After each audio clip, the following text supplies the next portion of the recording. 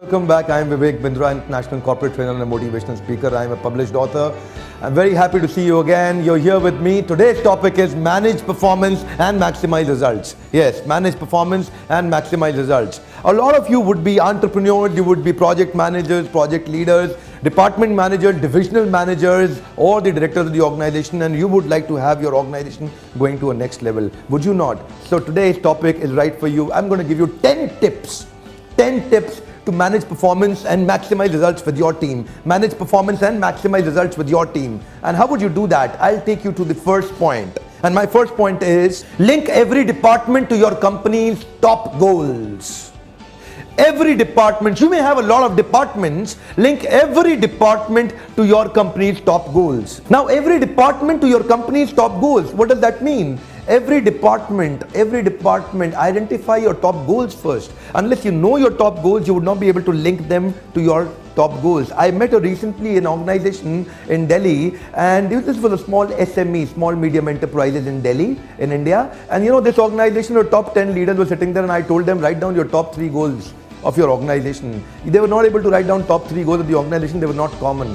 10 people wrote top 3 goals and they came out removing the common, uncommon. There were 15 different goals. So what was happening? An organization which is running in different direction can never achieve excellence and can never manage performance and maximize results. If you want to manage performance, maximize results, you have to link every department to the organizational goal. I'll take you to the second point. Determine how well is your team meeting your organizational goals. Your current team meeting your organizational goals. Where is it right now? So the second point is about identifying the past reality and the current reality. It is not about the outcome expected. It is about the past reality and the current reality. Once you know the past reality and the current reality, you're able to get close to it, then achieving the organizational goals becomes easy. Unless you know the clear track, you know what's the benefit of running fast but in the wrong direction. You need to have the first complete direction with the past track. Identify your past track and the patterns. What are the patterns in which your teams are moving? Your team managers and your other employees are moving. Find out their existing patterns till now. I'll take you to the third point now. And the third point is create a clear performance metrics for every department. Create a clear performance metrics. Metrics means a number.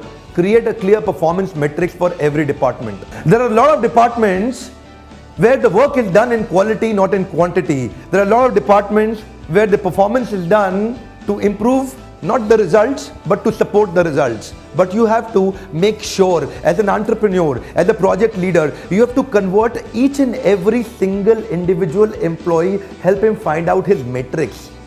Convert them into a measurable performance. Unless you know every person in your organization, every department in your organization, even a security guard, you have to convert his performance into a measurement tool, into a metrics. Unless you see anything that you cannot measure, you cannot improve. So in this, link every department with a clear number to identify the current performance and outcome expected. Unless you have a clear current reality and outcome expected in the numerical form, you cannot help them measure. So, and those numbers should be connected to the first point where you should know the top organizational goals.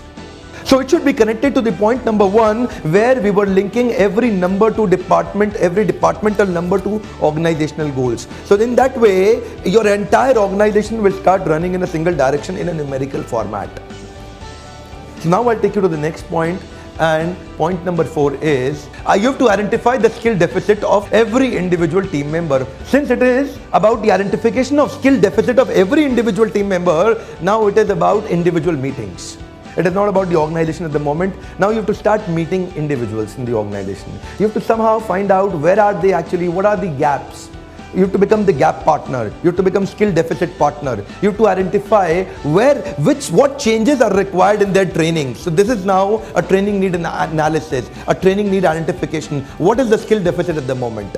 So now I'll take you to the next point is point number 5, discover opportunities for their improvement and discuss to create an individual professional development plan. This is called IPDP. This means individual professional development plan. You have to discover opportunities for their improvement and discuss with them. My point is you have to discuss with them their individual development plan. And their individual development plan, while discussion, since you've identified their skill deficit, it's about future. It's about future. So point number 6 is very beautiful, which is connecting to it. Start asking solution-oriented questions.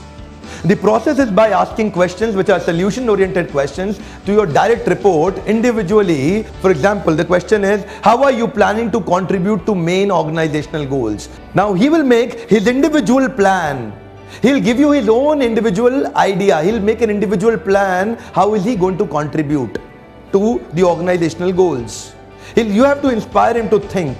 And when you inspire him to think, here comes the point number 7. And the point number 7 says, inspire your direct report to come up with a game-changing idea. He has to come up with a game-changing idea in a department to achieve the organizational goals. Now, this is a point where you start inspiring him to come up with an idea. This is an empowering activity. This is an employee engagement activity. This creates more retention. It will create a lot of retention in your organization where people start feeling involved. And involvement is directly proportionate to commitment. And more he involves himself in bringing a game-changing idea. And because he feels that I have to bring in a game-changing idea, this is going to increase commitment from him. So our topic of managing performance to maximize results becomes very easy because now he's coming up with a game-changing idea to achieve the organizational goals. So like I said, when you start engaging your people and bringing up their own ideas, the golden statement says, involvement is directly proportionate to commitment. Now this is where you start getting their commitment. And when you get their commitment, listen, my dear leaders here, entrepreneurs here, committed employees are the real resource. Always remember, Henry Ford used to say, take away my entire organization, take away my all machineries, take away my entire plant, but give my top people to me. I'll come back in 5 years, I'll bounce back even better. Now this is what these committed employees, if you involve them and let them bring up the game-changing ideas, ask them, you have to give me a game-changing idea, help them, of course help them, and ask them again, give me a game-changing idea to help you to improve your department. And that will happen, they will give you their commitment because they are involved, their buy-in is already there. I'll repeat that, buy-in is there. They've bought in the idea because it is their own idea. And this is what a leader is required. Now this is called leadership wisdom. This is not performance management only. This is a leadership wisdom. You're not acting as a manager, you're acting as a leader. You're not actually talking about what has happened in the past. In fact, you're more talking about what can happen in the future. And that's where we link to the next point. So it is so beautiful that it is getting linked up to the next point, and next point is in the next sequence, and which says point number 8, give the feedback in future tense. Yes, give the feedback in future tense. Never ever repeatedly talk about the past mistakes of your team member. This is one damaging thing that you can do. What has happened in the past has happened in the past. Never cry on the spilt milk.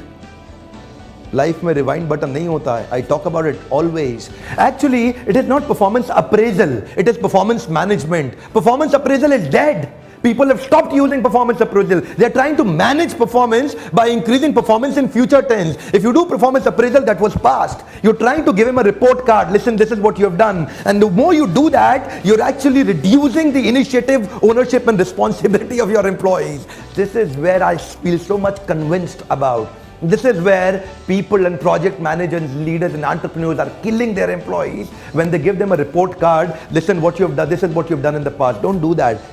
Instead, start giving. First thing is, of course, pehla to reduce your offerings of correction. Don't correct your employees. And even if you have to, the ground rule is correct them in future tense. Correct them in future tense. Give them a future action plan. Help them create a future action plan. Do not talk about the past corrections as much as you should be talking about the future corrections. Let's do this. What changes can we bring in? You start asking them solution-oriented questions. What do you think? What changes can we bring in to improve the performance? What's your idea? Ask them their ideas. And then talk about it. Well, can we do this in future? What do you think about it? And then create their buy-in by talking about more of corrections in future only. With this, I bring you to a 9th point which is so directly connected to it. The 9th point is they have to measure their own performance. You have to help him maintain and create a visible and a compelling scoreboard.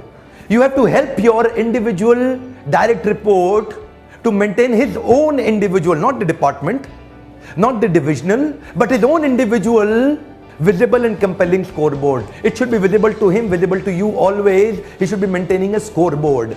Maintaining scoreboard is such a powerful tool. Such a powerful tool. I have seen, my son was studying in DPS school in India, in Delhi, and I dropped him to the school and I saw some kids were playing basketball. And while I was coming back after dropping him to school, I saw everything was changed. And you know what I saw? All of a sudden the entire team was jumping in enthusiasm and actually playing the game. I asked people, what happened? Right now I saw them 10 minutes ago, they were playing comfortably, and now they're actually jumping in excitement. So he told me, now they've started maintaining a scoreboard. Maintaining a scoreboard is such a powerful tool. When your team starts maintaining a scoreboard with their score, they get to know where they are. They know right now, am I winning or am I losing? They know right now, am I winning or am I losing? So they don't have to wait for the month end to get to know, or quarter end, or annual report cards to come up to get to know whether I'm losing or winning. So once they know, they can actually work hard and remain more focused. It's a fantastic idea for managing performance and maximizing results. Once they start maintaining a scoreboard, you can very nicely, conveniently manage performance and maximize results. With this, when they are maintaining their scoreboard, I want you to come on a very important and a foundational point. How do you deal with your team to actually help them maximize? What to do? And there I bring you to point number 10, which is the foundation of all these 9 points. I'm bringing out a 10th point, and point number 10 is maintain a great deposit withdrawal equation. Your deposit withdrawal equation has to be very good. 40 deposit, 20 withdrawal, 40 deposit. This is what it is. Look at the screen, please. 40 deposit, 20 withdrawal, and 40 deposit. One has to maintain a right equation of deposit and withdrawal. A lot of managers and a lot of department heads and a lot of entrepreneurs, they actually miss maintaining the equation. Their equation is lost. And what is the equation? 40 deposit, 20 withdrawal, and 40 deposit.